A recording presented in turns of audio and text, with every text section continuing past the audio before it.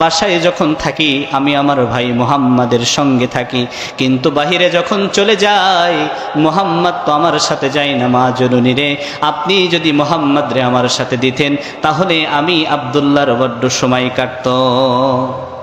হালিমা তখন বলতেছে, না, আমার আব্দুল্লাহ বেটা মুহাম্মদ, আমি আমার মুহাম্মদ রে তোমার সাথে দিব না। যদি কোনো ক্ষতি হয়ে যায় আমি ক্ষতিপূরণ দিতে পারবো না। কিন্তু আব্দুল্লাহ শোনে না। আব্দুল্লাহ বিশ্বনবীকে নিয়ে মরুভূমির ভিতরে নিয়ে যায়।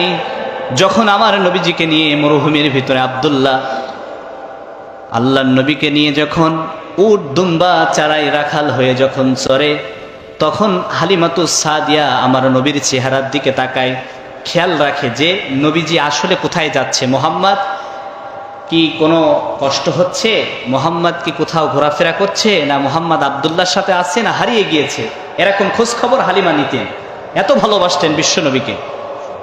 হালিমাতুস সাদিয়া লক্ষ্য করে দেখে মরুভূমির উত্তপ্ত পানি, কঠোর রোদ, মরুভূমিতে এত পরিমাণ রোদ,